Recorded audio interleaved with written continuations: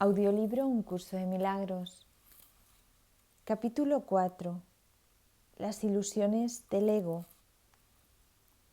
Todavía tienes muy poca confianza en mí, pero esta aumentará a medida que recurras más y más a mí, en vez de a tu ego, en busca de consejo.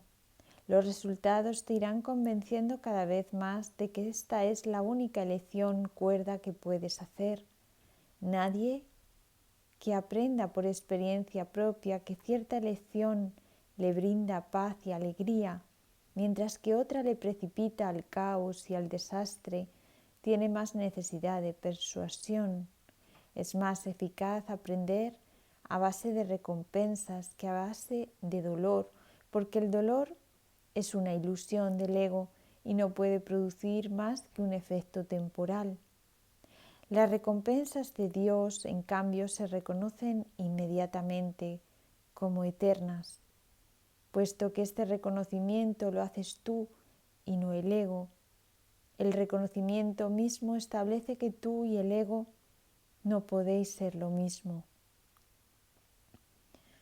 Tal vez creas que has aceptado esto, pero aún no estás convencido del todo. Prueba de ello es el hecho de que crees que debes escaparte del ego. Sin embargo, no puedes escaparte de él humillándolo, controlándolo o castigándolo.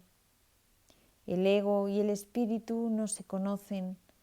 Solo mediante la disociación puede la mente separada mantener vigente la separación.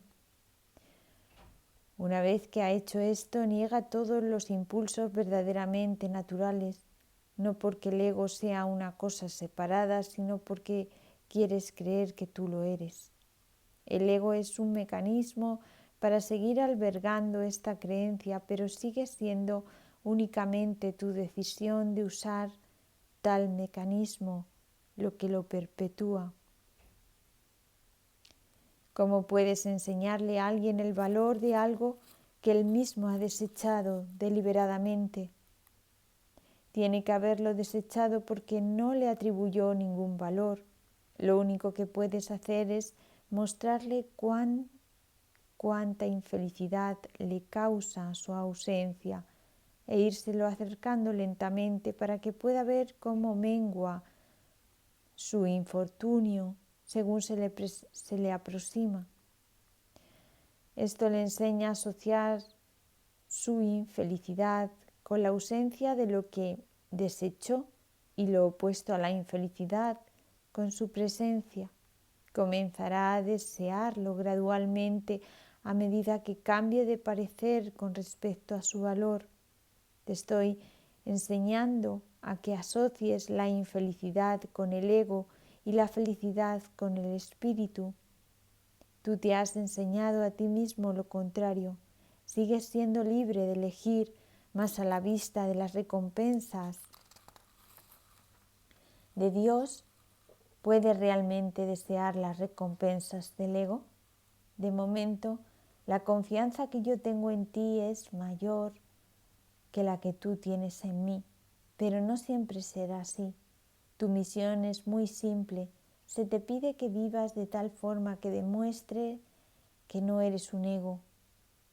Y yo no me equivoco al elegir los canales de Dios. El Santísimo comparte mi confianza y acepta mis decisiones con respecto a la expiación, porque mi voluntad nunca está en desacuerdo con la suya. Dije anteriormente que yo estoy a cargo de la expiación. Esto es así debido únicamente a que llevé a término el papel que me correspondía en ella como hombre, y ahora la puedo completar a través de otros. Los canales que he elegido no pueden fallar porque les prestaré mi fortaleza mientras la de ellos sea insuficiente. Iré contigo al Santísimo y mediante mi percepción Él podrá salvar la diminuta brecha. Tu gratitud hacia tu hermano es la única ofrenda que quiero. Se la llevaré a Dios por ti sabiendo que conocer a tu hermano es conocer a Dios.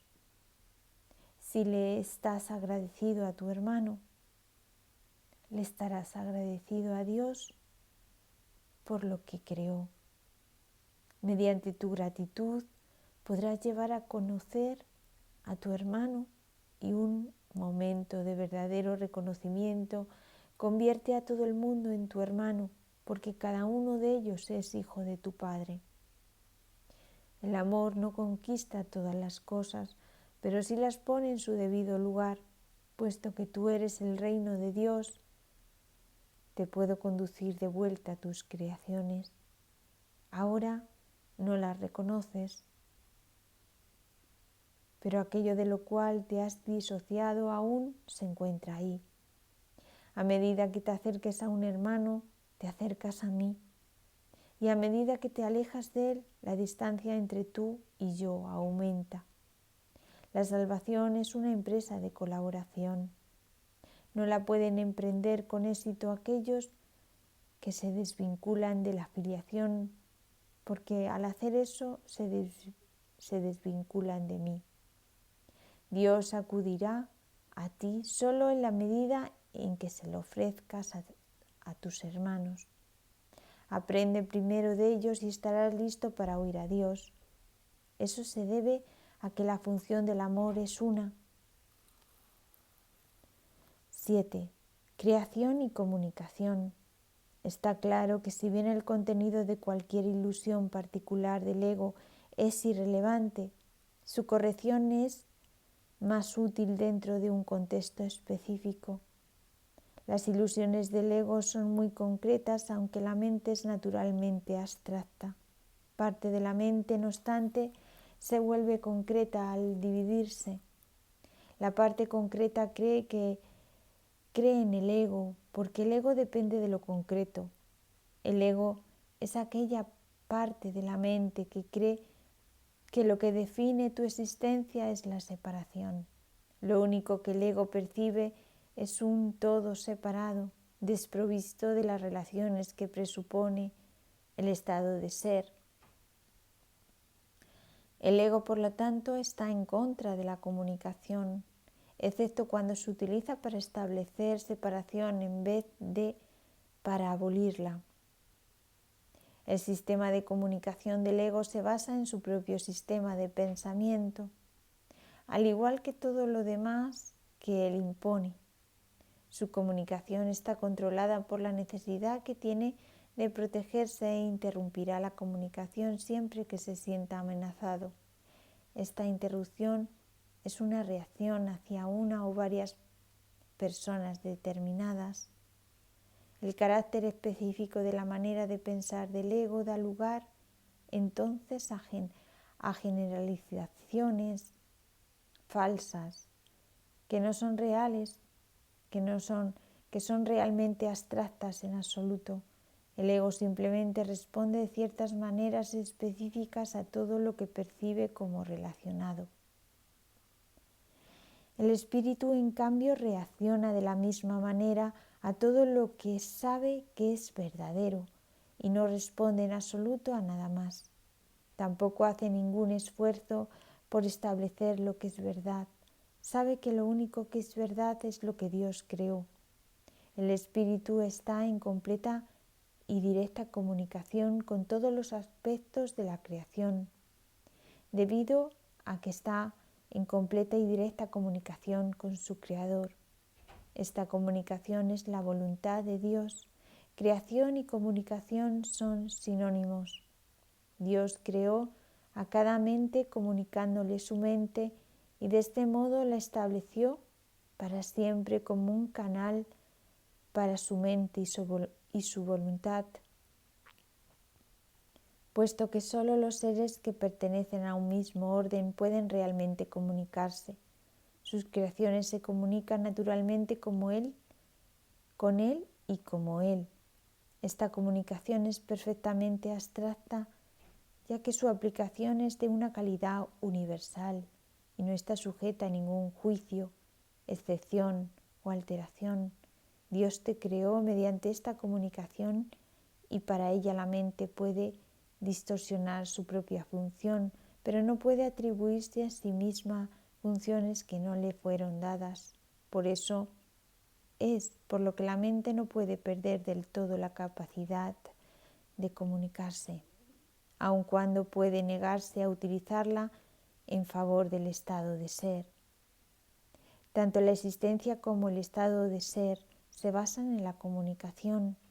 La existencia, sin embargo, es específica en cuanto a qué, cómo y con quién vale la pena entablar comunicación. El estado de ser carece por completo de estas distinciones. Es un estado en el que la mente está en comunicación con todo lo que es real. En la medida en que permitas que ese estado se vea coartado, en esa misma medida estarás limitando la idea que tienes acerca de tu propia realidad, la cual se vuelve total únicamente cuando reconoces a toda la realidad en el glorioso contexto de la verdadera relación que tiene contigo. Esa es tu realidad. No la profanes ni la rechaces. Es tu verdadero hogar, tu verdadero templo y tu verdadero ser. Dios, que abarca todo lo que existe, creó seres que lo tienen todo individualmente, pero que quieren compartirlo para así incrementar su dicha. Nada real puede incrementarse excepto compartiéndolo. Por eso es por lo que Dios te creó. La abstracción divina se deleita compartiendo. Eso es lo que significa la creación. Las preguntas qué, cómo y con quién son irrelevantes.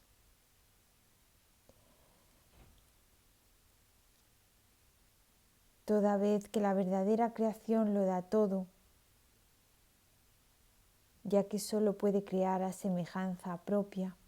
Recuerda que la diferencia que hay entre tener y ser en la existencia, en el reino no existe. En el estado de ser, la mente siempre lo da todo. La Biblia afirma repetidamente que debes alabar a Dios. Esto no quiere decir que debas decirle cuán maravilloso es. Dios no tiene un ego con el que aceptar tal alabanza ni percepción con que juzgarla. Pero a menos que desempeñes el papel que te corresponde en la creación, su dicha no será total, porque la tuya no lo es.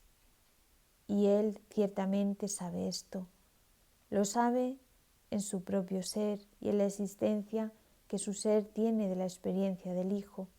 El constante fluir de su amor se obstruye cuando sus canales están cerrados y se siente solo cuando las mentes que Él creó no se comunican plenamente con Él.